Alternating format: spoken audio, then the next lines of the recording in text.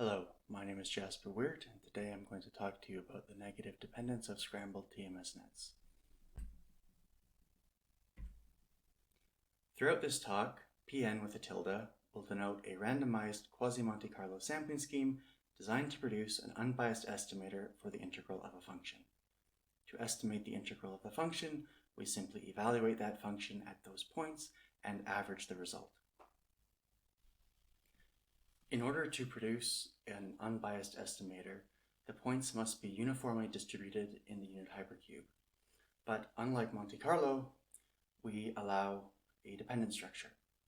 So if I were to ask you to guess where a point is, you cannot do better than a random guess. But if I told you where one point is, you can guess that a second point is not close to that first point. Because we have a randomized sampling scheme, each time we estimate the integral, we get a different result. The question we want to answer is, when is the variance of the RQMC estimator less than or equal to the variance of the Monte Carlo estimator based on the same number of points? Or, when do we do no worse than Monte Carlo? The main tool we use to answer this question is the variance decomposition formula. Here, the RQMC variance decomposes as the Monte Carlo variance plus the covariance term. The covariance term measures how the dependent structure of the sampling scheme interacts with the function. It is equal to the integral of the joint PDF minus 1 times 2 copies of the function. The joint PDF is the function such that when you integrate it over a region, it tells you the probability that 2 distinct points randomly selected from the sampling scheme lie in that region. When the dependent structure of the sampling scheme interacts in a good way with the function, the covariance term will be negative and the RQMC variance will be less than or equal to the Monte Carlo variance. When the dependent structure of the sampling scheme interacts in a bad way, the covariance term will be positive and the RQMC variance will be greater than or equal to the variance of the Monte Carlo estimator.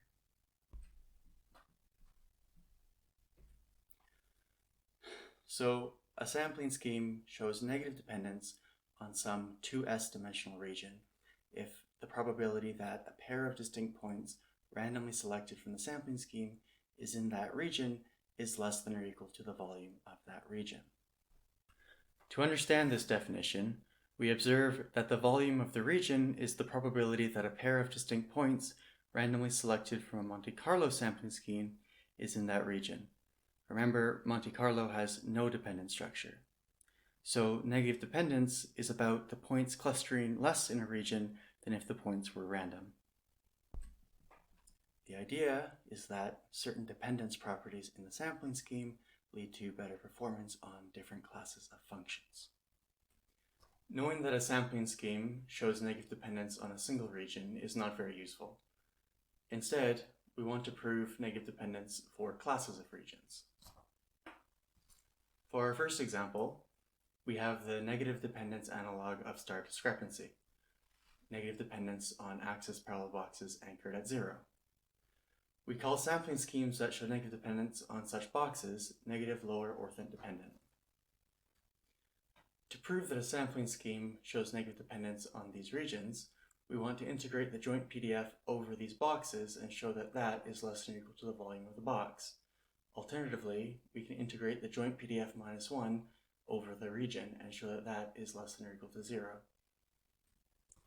As I said before, the idea is that different negative dependence properties lead to better performance on different classes of functions. Estimators that are based on sampling schemes that are NLOD do no worse on functions that are conical combinations of the indicator functions of anchored boxes, that is, positive linear combinations of the indicator function of an anchored box. Note that we could also take the L2 limits of such functions. The proof is very easy. We want to show that the covariance is negative. We simply substitute g into the formula and we get a conical combination of the integrals that the NLOD assumptions say must be negative. A sampling scheme is negative upper orthant dependent, or NUOD, if it shows negative dependence on all axis parallel boxes anchored at 1. This is very similar to NLOD, but we're changing where the boxes are anchored.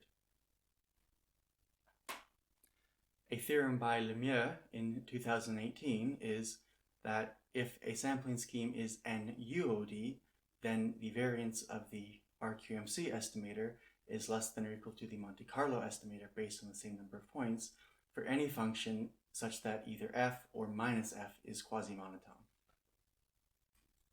One can prove this theorem using the same technique as on the previous slide.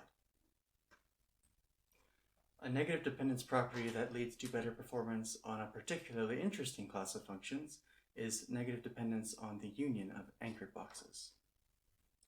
If, in addition to this, the joint PDF of the sampling scheme is invariant under the transformation xj, yj go to 1 minus xj, 1 minus yj almost everywhere, then the variance of the RQMC estimator is less than or equal to the variance of the Monte Carlo estimator based on the same number of points for any function that is monotone in each coordinate. Now that I've told you some negative dependence properties and why we care about them, I would like to state our results for scrambled digital TMS nets. Before I state our results, I want to briefly remind you of how digital nets are defined and how scrambling works. To assess the quality of a digital net, we use the notion of equidistribution. For some s-dimensional vector of natural numbers k, we say that Pn is k equidistributed in base B if the points of Pn are evenly divided amongst all elementary k intervals. Recall that an elementary k interval is the product of one-dimensional intervals, each of length b to the minus kj. Its volume is b to the minus k1, minus k2, minus all the way to minus ks.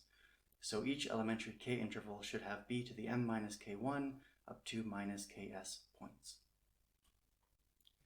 A TMS net in base B is a point set with b to the m points that is k equidistributed for all k with k1 plus up to ks less than or equal to m minus t. If the point set is constructed in the digital method, we call this a digital TMS net in base B. The t value captures the quality of the point set, with smaller values being better and 0 being the best. As an example, here we have two digital nets in base 2, each with 2 to the 11 points. The points on the left have t equal 2, while the points on the right have t equals 4. As you can see, the smaller t value is better.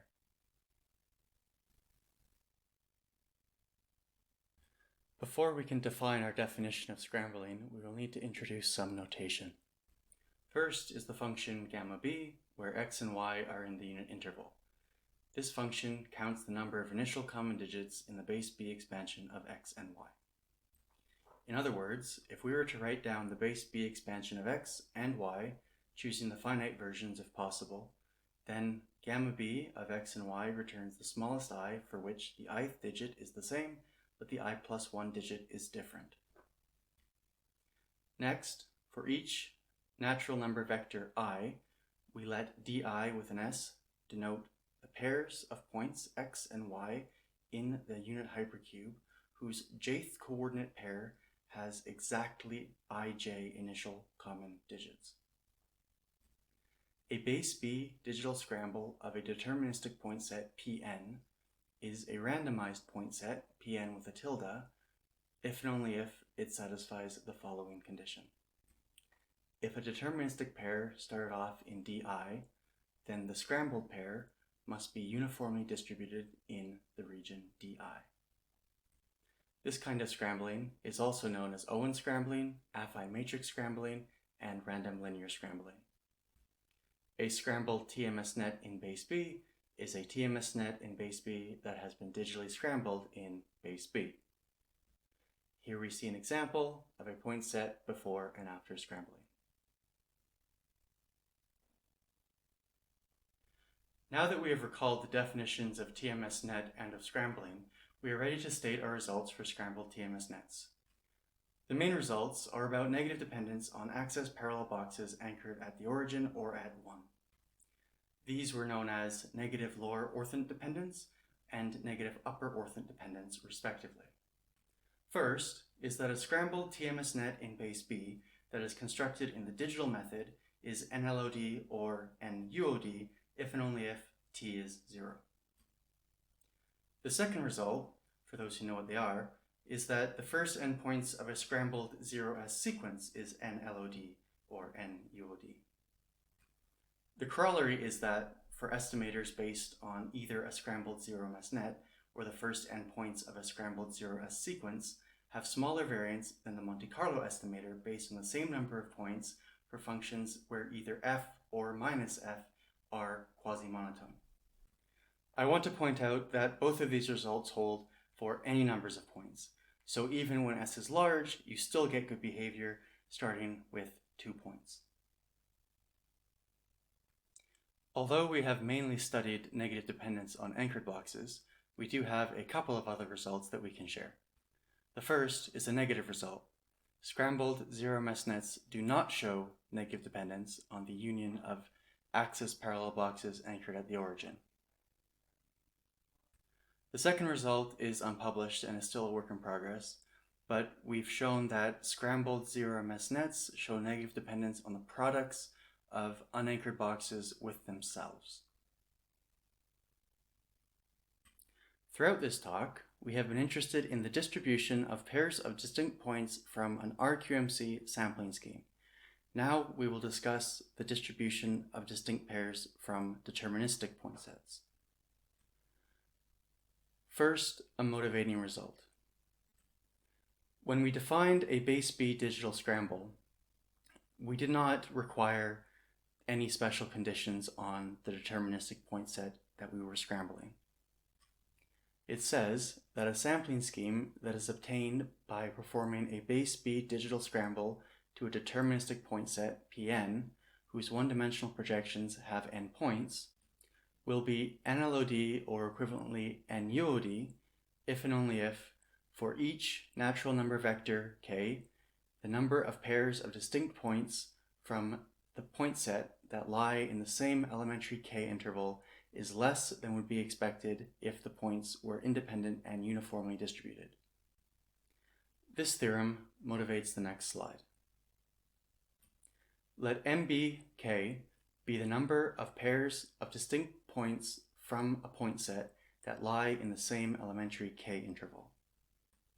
In other words, count the number of pairs from the first elementary k intervals, add that to the number of pairs from the second elementary k interval, and so on and so forth. We define CBK to be this number divided by the expected number of pairs from a Monte Carlo sampling scheme based on the same number of points.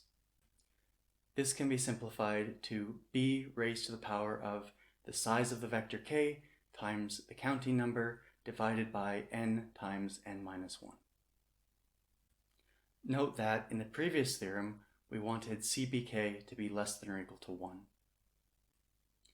The idea is that the values of CBK can be used as a quality measure for deterministic point sets, with smaller numbers being better. Couple nice things about this quality measure. First is that we do not require b to the m points, so this can be applied to point sets of any size. And also, this can differentiate between point sets with the same equidistribution properties and the same t-value. I would like to give you 2 examples to illustrate how these values can be useful. In the first example, we have 2 digital nets in base 2 with the same t-value. You can see clearly from the pictures that even though these are both 5, 10, 2 nets in base 2, the point set on the right has a more even distribution than the one on the left. The table shows the maximum size of C2k for a certain size k. Because both point sets are k equidistributed for k of size less than or equal to 5, the values in the first 5 positions of the table are the same for both point sets and less than or equal to 1. The equidistribution property fails for k of size larger than or equal to 6. So in these positions in the table, the values are greater than 1. We see the difference in these point sets in the 8th, 9th, and 10th position of the table, with the better point set having smaller values.